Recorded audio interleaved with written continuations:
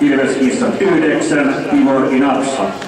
2 pörssipistettä, TPV 8, Muhammed Koro. TPV 20, Justus Karva.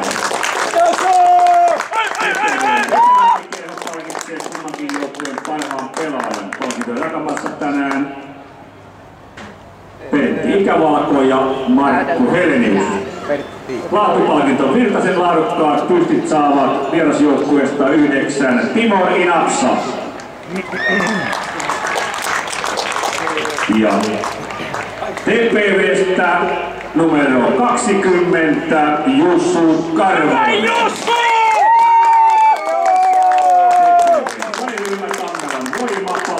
Kotijoukkueesta kentän kovimman duudarin kasvisravintola Kopalin lahjakortilla. Sen saa tänään 8 Muhammed Koro. Tämän ottelun oli 3284. TPV kiittää. TPV seuraava kotiottelu pelataan täällä Tammelassa lauantaina 25. heinäkuuta kello 16 vastassa Järvenpään Pallosella. Tervetuloa Tammelaan! Kuten tänään nähtiin, Rutis on parasta paikan päästä.